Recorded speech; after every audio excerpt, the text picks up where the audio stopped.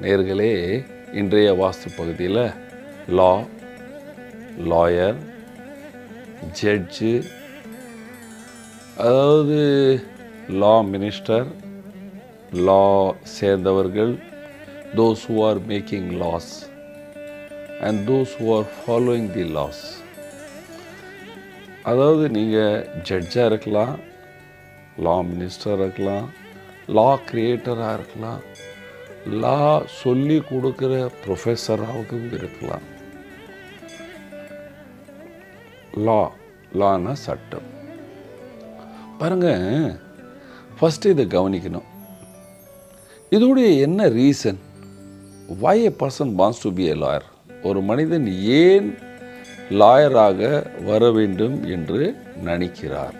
ஒரு மனிதன் ஜாதகத்தில் சில காம்பினேஷன் கெடுத்துடும், ஆனால் அதே காம்பினேஷன் நல்லதே செய்யும்.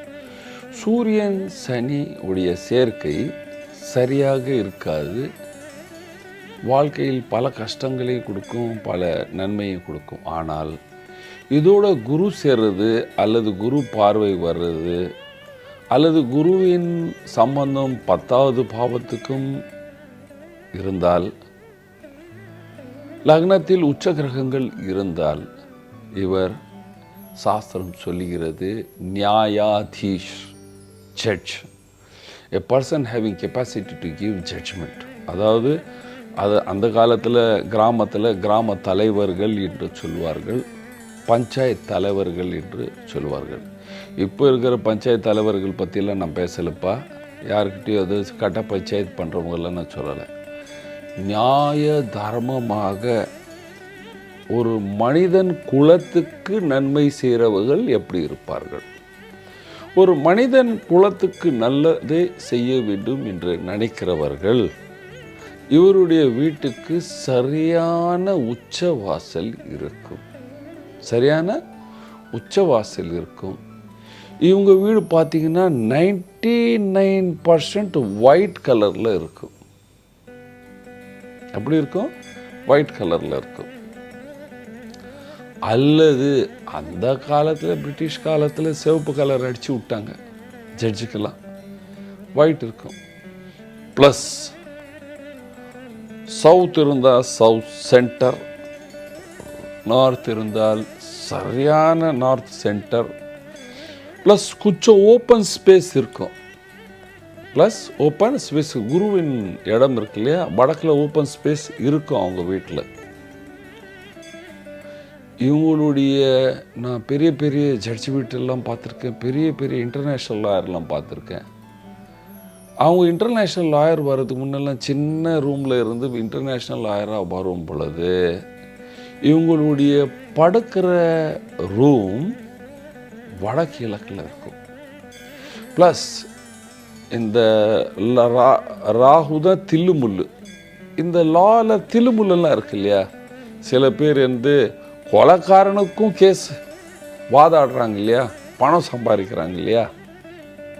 இவங்க வீட்டிலலாம் பார்த்தீங்கன்னா வீட்டுக்கு சவுத் வெஸ்ட்டு, இதுதான் ராகுவோடைய இடம். இதில் காலியான இடம் இருக்கும். தைரியமாக அடித்து பேசுவாங்க, இதுதான் ஏன் சரி, இவன் பண்ணவே இல்லை அப்படின்னு பேசுகிறவங்க வீடு. அதே குருவுடைய சேர்ந்தவர் இருந்தால், sir this is right, this is wrong, தன்மையாக பேசுகிறவர்கள். தன்மையாக பேசுகிறவ ஜட்ஜு வக்கீல் இருந்தால் அவங்க வீடு வடக்கில் காலியாக இருக்கும். இந்த திருட்டு பசங்களுக்கு, பேமானிகளுக்கு, கொலைகாரருக்கு சப்போர்ட் பண்ணுற வாதாடுறவங்க வீட்டுக்கு எல்லோருக்கும் மேற்குனா ஏதாவது ஒரு சம்பந்தம் இருக்கும். இவங்க வீட்டுக்கு நீச்ச வாசல் இருக்கும். யாருக்கு? இந்த சில்லற கேஸுக்கெல்லாம் போகிறவங்க வீட்டுக்கு வாசல் நீச்ச வாசல் இருக்கும். அதுக்கப்புறம் எங்கள் வீட்டில் சமையலறை சரியான திசையில் இருக்காது, சரியான திசையில் இருக்காது. இந்த ஜட்ஜ் லெவலில் நியாயத்தையே பேசணும், வருமானம், இவன் பேமானின்னு தெரிஞ்சால் நீ போப்பா, நான் உன் கேஸுக்கு வரல அப்படின்னு சொல்கிறவங்க வீட்டில் பூஜை அறை வடகிழக்கில் இருக்கும். வாயா நீ தானே கொலை பண்ண, நான் சப்போர்ட் பண்ணி உன்னை விடுதலை வாங்கி கொடுக்குறேன். அவங்க வீட்டில் போய் பார்த்தீங்கன்னா தென்மேற்கில் பூஜை அறை இருக்கும், இல்லைன்னா சென்டர் ஆஃப் வெஸ்டில் பூஜை அறை இருக்கும். சென்டர் ஆஃப் வெஸ்டில் பூஜை அறை இருக்கும். நான் யாரையும் தப்பாக சொல்லலைப்பா. இருக்கிற நிலைமை இப்படி இருந்தால் அவங்களுடைய மனநிலைமை அப்படி இருக்கும்னு சொல்கிறேன். இந்த மனநிலைமையை தான் மாற்ற வேண்டும். மனநிலைமையை மாற்றினா நீங்கள்லாம் பெரிய நல்லவராக வர வேண்டும் இல்லையா? அதனால் இருக்கிற டிஃபெக்டை புரிஞ்சுக்கணும். மேற்கில் இருக்கும். ப்ளஸ் இவங்க இவங்க கிச்சனில் அந்த பொருள்கள், சாப்பிட்ட பொருள்கள்லாம் அப்படியே கிடக்கும். ஆனால் இந்த ஜட்ஜி பெரிய ஆளுங்க, பெரிய பெரிய எல்லாரும் வீட்டில் பார்த்தீங்கன்னா சுத்தமாக கிச்சன் சாப்பாடு செஞ்சு சாப்பிட்டாங்களான்னவே தெரியாது நமக்கு. அங்கே போய் பார்த்தா சமையலறை அந்த அளவுக்கு சுத்தமாக வச்சுருப்பாங்க. வீட்டில் எந்த ஓட்ட பொருளும் இருக்காது. ஆனால் 2வது பாட்டு சொன்ன பார்த்தீங்களா, அவங்க வீட்டில் ஓட்ட சாமான், ஓட்ட பாத்திரம், உடைஞ்ச கண்ணாடி இதெல்லாமே இருக்கும்.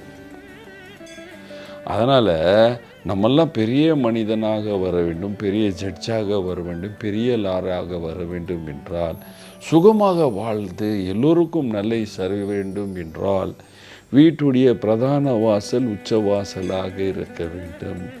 வீட்டின் சமையலறை சுத்தமாக இருக்க வேண்டும். வீட்டின் பூஜை அறை வடகிழக்கில் இருக்க வேண்டும். நீங்கள் எல்லோரும் மேற்கில் தலை வைத்து படுக்க வேண்டும். மேற்கில் ஏபிசி ஸ்டேட்லேருந்து வரவங்க எல்லோரும் மேற்கில் தலை வச்சு கிழக்கில் கால் வச்சு படுக்கணும். அல்லது வடகிழக்கில் போய் தலை வைத்து வடகிழக்கு ரூம், நார்த் ஈஸ்ட் ரூமில் வடகிழக்கில் படுத்து மேற்கில் கால் வச்சு படுக்கணும். உங்கள் வீட்டுடைய சவுத் ஈஸ்ட் சுத்தமாக இருக்கணும். அங்கே தண்ணி இல்லாமல் பார்த்து கொண்டால் நீங்கள் தான் ஏன் பெரிய வேர்ல்ட் லெவல் சாம்பியனாக எல்லோருடைய வாழ்க்கையில் நன்மை செய்து எல்லோருக்கும் சந்தோஷத்தை கொடுப்பீர்கள். நன்றி, வணக்கம்.